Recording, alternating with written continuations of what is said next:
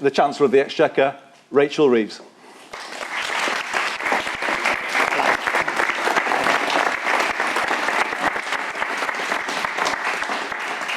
Thank you very much, Andy and Heidi. It's great to have you here as well today.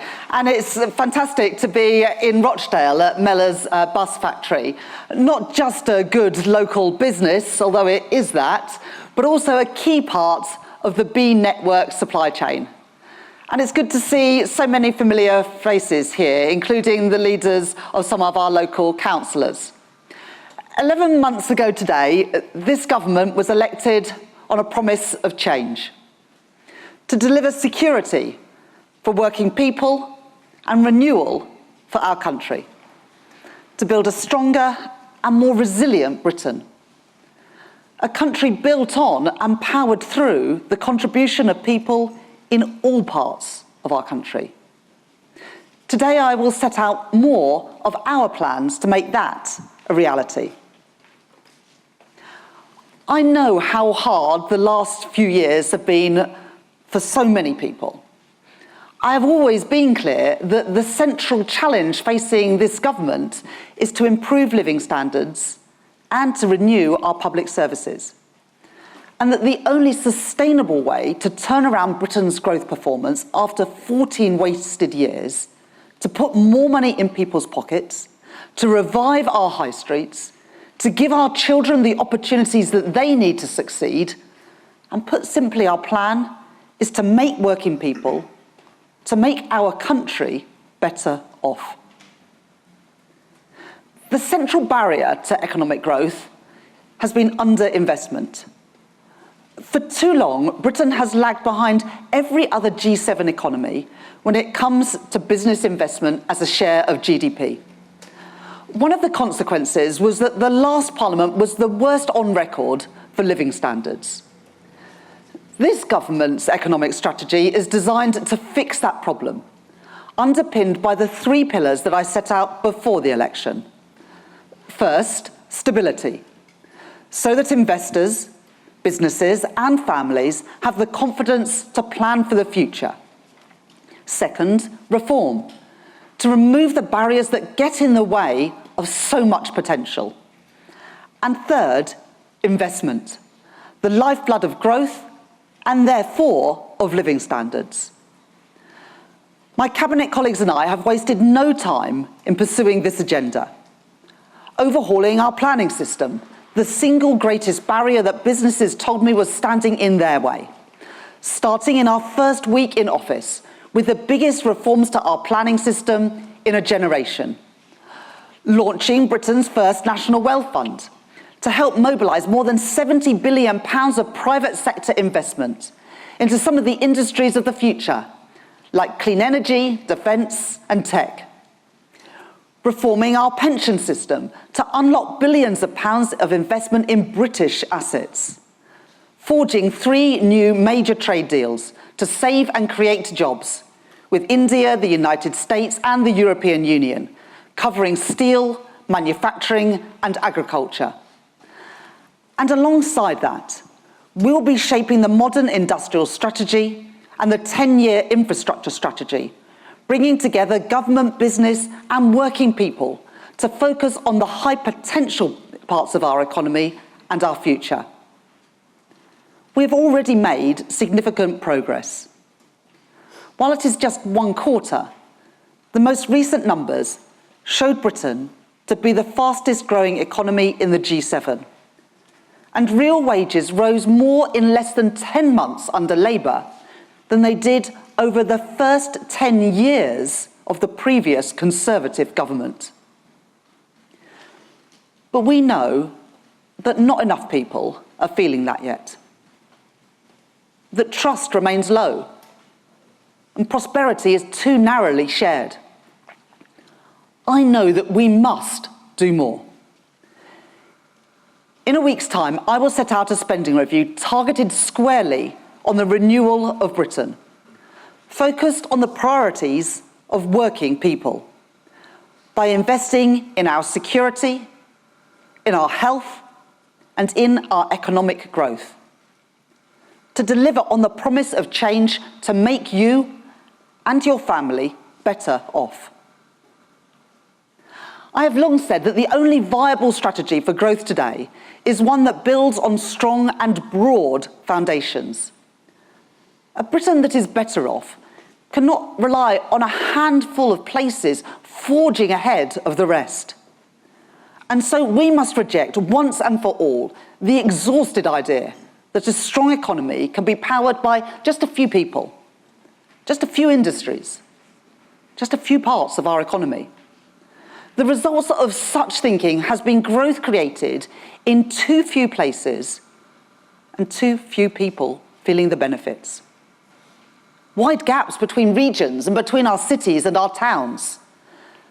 A sense of injustice as the social contract phrase, and diminishing returns for both growth and productivity.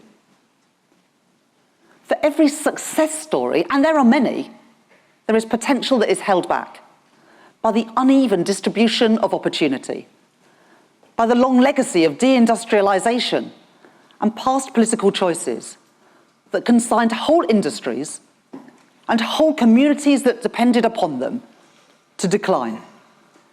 And yes, by spending decisions made down in London. Now, I've been a Leeds MP for 15 years. Another great city, Andy. Like so many of my colleagues, wherever they represent, and so many of our constituents, I am painfully familiar with big promises that come to nothing. The frustration that people feel as good work and opportunities slip away, while young people are presented with a choice to stay close to home where they want to be, or to move away and find a better job paying better wages. Families wrenched apart, or opportunities missed out on. No one should have to make that choice. So that is why I and my colleagues are determined to change things. Because I know that there is brilliant talent to be found right across our country. I can see that potential in all of our towns and our cities. The creativity and scientific rigour in our universities. The leading businesses pushing at the frontier in sectors that will be core to our modern industrial strategy, in tech, energy, transport and finance. I see that potential everywhere that I go. I know that a prosperous United Kingdom depends on the economic strength of all its parts and on the contribution of working people everywhere. And that is why this autumn I will be partnering with the Business Secretary and with the Mayor of the West Midlands, Richard Parker, to host a regional investment summit to showcase the investment potential that all of our regions have to offer. Over the next week, you will hear a lot of debate about my so-called self-imposed fiscal rules.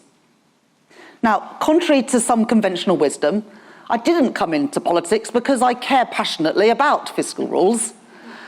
I came into politics because I want to make a difference to the lives of working people. Because I believe as strongly now as I did when I was inspired to join the Labour Party almost 30 years ago, that every person should have the same opportunities as others to thrive and to succeed, no matter what their parents do, no matter where they grow up. And because I know that economic responsibility and social justice go hand in hand. Now, after 2022, no one should need to be told about the dangers of reckless borrowing for the financial security of ordinary families. When Liz Truss and the Conservatives trashed market confidence in our British economy, it was working people who paid the price. Be in no doubt, Nigel Farage and Reform are itching to repeat that exact same experiment, to pursue those fantasy economics all over again. And the results? Well, they would be the same. Market instability and interest rates rising, with soaring rents and thousands of pounds extra on families' mortgages. Businesses would pay more for their borrowing, and pensions that people save hard for will be put in peril again. I will never take those risks. Labour will never take those risks. Strong and transparent fiscal rules are an indispensable safeguard for working people, and that is why my rules are non-negotiable. So let's be clear. It is not me imposing borrowing limits on government. Those limits are the product of economic reality. So fiscal rules do matter, but the Conservatives' fiscal rules, well, they guaranteed neither stability nor investment, and that's why I changed them. At the budget last year, I changed Britain's fiscal rules to better serve both stability and investment, giving us the strong foundations that we need to renew our country as we promised. The first rule is for stability, that day-to-day government spending should be paid for by tax receipts. That is the sound economic choice. And it is the fair choice, because it isn't right to expect future generations to pay for the services that we rely on today. If only the previous government had made those same choices. Instead, we inherited a total mess. A £22 billion black hole in day-to-day spending and debt at its highest level since the early 1960s. And yet at the same time, public services were at breaking point. Last year, I made the decisions that I judged right and necessary to get Britain on a sound financial footing and to provide the urgent resource that our public services needed. That is why I made decisions, some of them extremely difficult, and certainly not all of them popular, to raise taxes on business and indeed on the wealthiest in the budget, enabling a £190 billion real terms increase over the spending review period compared to the Conservatives' day-to-day spending plans. Spending for our schools, our hospitals and our police, the services upon which we all rely. Now, even with those decisions, and even with that injection of cash, not every department will get everything that they want next week. And I have had to say no to things that I want to do too. But that's not because of my fiscal rules. It is the result of 14 years of Conservative maltreatment of our public services, our public realm, and of our economy. It is the stability that my rules support and the choices that we made as a government in October that have helped facilitate 4 cuts in interest rates since the last election, saving £650 a year for a family taking out a new typical 2-year fixed mortgage. My second fiscal rule is what enables us to invest in Britain's economic renewal, to keep Britain's public sector debt on a sustainable path, while allowing government to invest in the infrastructure that will provide stronger economic growth in the future. The decisions that we made in October mean that for the first time, Treasury actually takes account of the benefits and not just the costs of investment. And together, the fiscal rules mean that unlike our predecessors, we will not be balancing the books by cutting investment. And that is why we can increase investment by over £113 billion more than the last government planned, meaning public investment will be at its highest sustained level since the 1970s. Combined, these changes deliver over £300 billion of extra spending across 5 years on our public services and on our economic future. Britain faces a binary choice: investment or decline. And I choose investment, because I believe in an entrepreneurial and an active state. And I reject wholeheartedly the old-fashioned dogmatic view that the only good thing a government can do is get out of the way. These choices that I am making are about realising that entrepreneurial and active state. At the spending review, I will set out in detail the allocation of those additional resources to power growth and to renew our public services. And the choice is already clear. Where Reform and the Conservatives would gamble with Britain's future, Labour will invest in that future. Where they offer chaos, Labour offers stability. Where they offer decline, Labour offers investment. And where they offer more of the same, we offer change. Change that we can now deliver because of the choices we have made. Today, I can tell you about one part of those investments. They are underpinned by a step change in how government approaches and evaluates the case for investing in all of our regions. The Treasury Green Book sets the guidance for how public servants assess the value for money of government projects. It may sound dry, but it is one of the reasons why there hasn't been enough investment in the North and the Midlands for decades.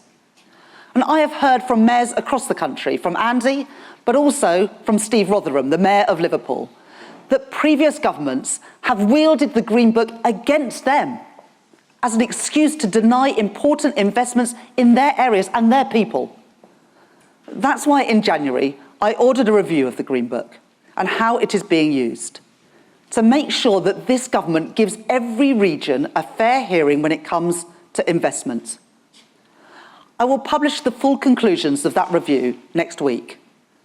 However, I can tell you now that it will mark a new approach to decision-making in government and an end to siloed Whitehall thinking, making sure that government is taking account of the reinforcing economic effects of infrastructure investment in housing, in skills and in jobs, to invest in all of our nations and regions, not just a few.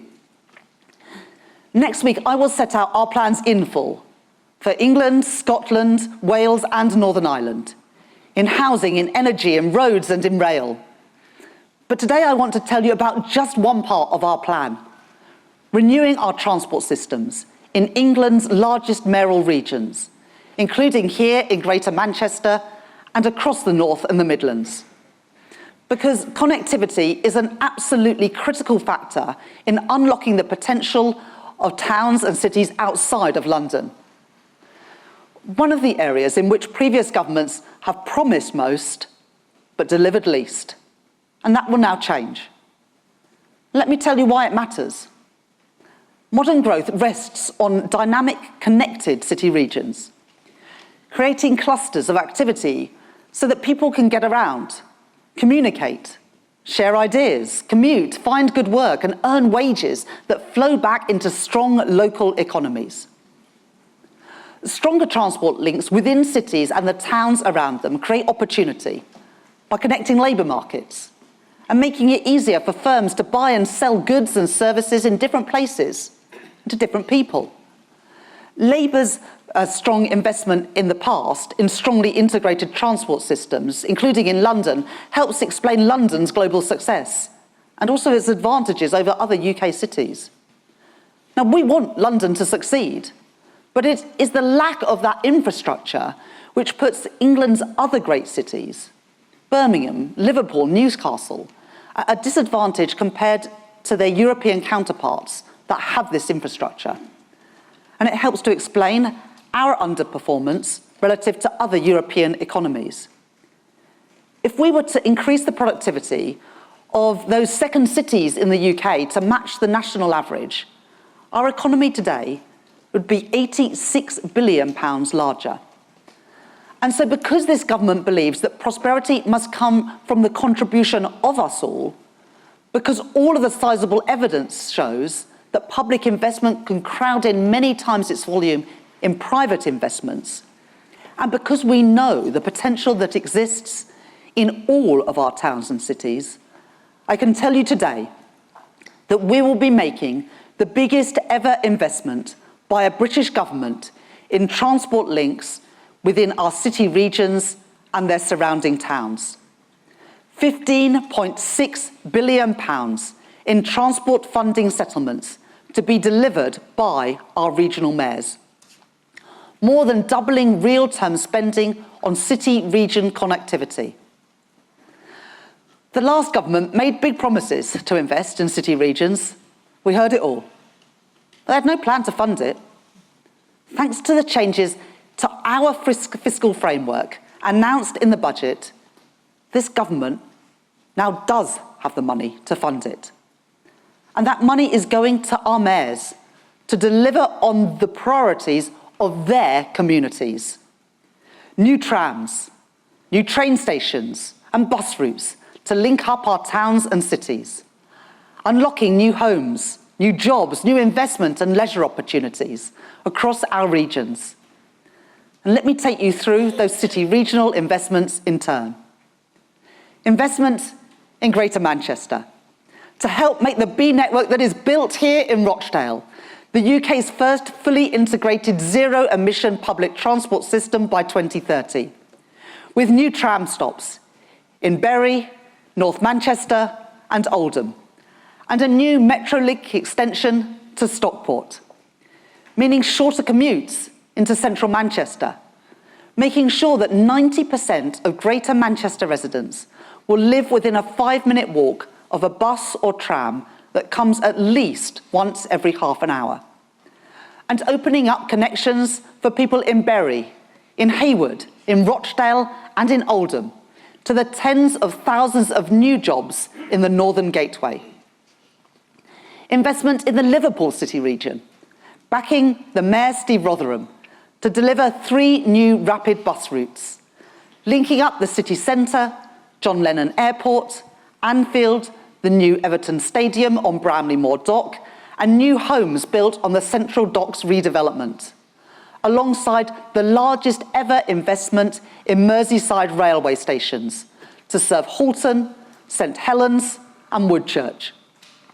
Investment in West Yorkshire, so that Tracy Brabin can fulfil her manifesto commitment to the people of West Yorkshire to deliver that mass transit system, with spades in the ground by 2028, unlocking in the process over 7,000 new homes, improving local transport for 700,000 people, to link up Bradford, Kirklees, Calderdale, Wakefield, Pudsey and Leeds. The largest city in Western Europe without a light rail or metro system, but not for much longer.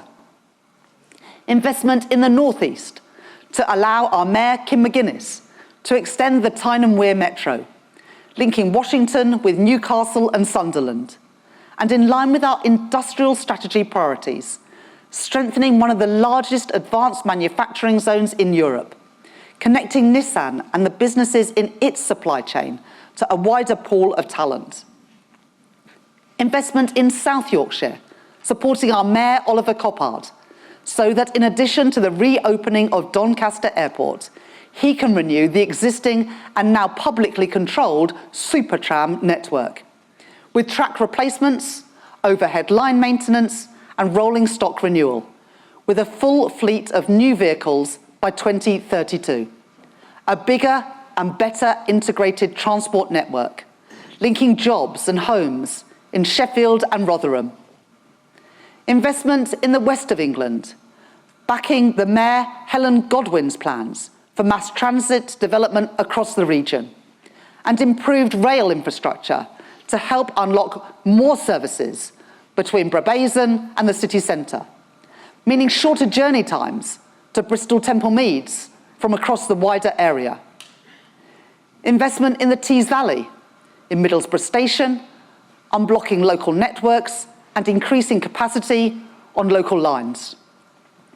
Investment in the East Midlands, so that our Mayor Claire Ward can forge the Trent Arc, linking Derby and Nottingham to create tens of thousands of new jobs and homes, connecting Infinity Park Investment Zone and the East Midlands Freeport, with sites including Ratcliffe-on-Soar, Clean Energy and Advanced Manufacturing, and East Midlands Intermodal Park, home of Toyota in the region, along the Trent Arc corridor. And investment in the West Midlands, backing our Mayor Richard Parker's plans for a metro expansion from Birmingham city centre to the new sports quarter, to unlock more than £3 billion of private investment in an area with some of the lowest levels of economic activity in all of the UK, with the potential to create more than 8,000 jobs and catalyse the regeneration of East Birmingham and of Solihull. For some people living in some of our biggest cities and towns around them, these measures will mean shorter commute times. They will mean good work and money flowing back into local economies. They will mean businesses connecting with workers, customers, and supply chains. They will mean the revival of high streets. They will mean young people able to stay close to homes and pursue the opportunities that they dream of. It will mean more growth, more parts of our country benefiting, and more people and more places across the UK feeling better off. In short, it will mean the renewal of our cities and our towns all across the UK. As we build train stations and tram lines and buses, that will mean orders for steel made here in Britain. 6 weeks ago, this government was presented with a choice: to allow British Steel in Scunthorpe to close, or to intervene in a way that British governments have been too reluctant to do for too long. In opposition, I promised that our economic policy would be guided by what I call securonomics, a belief that an active state should and would take the necessary action to provide security for families and resilience for our national economy. That we would end the days when government turned a blind eye to where things are made and who makes them. And I meant what I said. And so I was not prepared to tolerate a situation in which Britain's steel capacity was fundamentally undermined, in which our infrastructure, our industries, our security became dependent on foreign imports. And I was not prepared to see another working class community lose its pride, the prosperity, the dignity that industry provides. So we intervened. We saved British Steel and the jobs that went with it. And in line with that principle, as we invest in transport for our regions, that investment will support British supply chains. I promised that this Labour government would buy, make and sell more here in Britain, and I meant it. Growth made in Britain, jobs here in Britain, and a new generation of crucial national infrastructure built right here in Britain. What I have set out today is just one part of our ambitious plan for the renewal of Britain. A plan which marks a decisive break with the days when government stood back and shrugged its shoulders, as jobs, industry and aspiration were drained away from so many of our towns and cities. Steps towards a new economic model, driven by investment in all parts of the country, not just a few.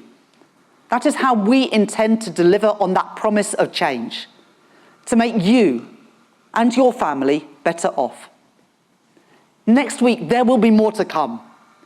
This government promised change, and we are keeping that promise. Thank you.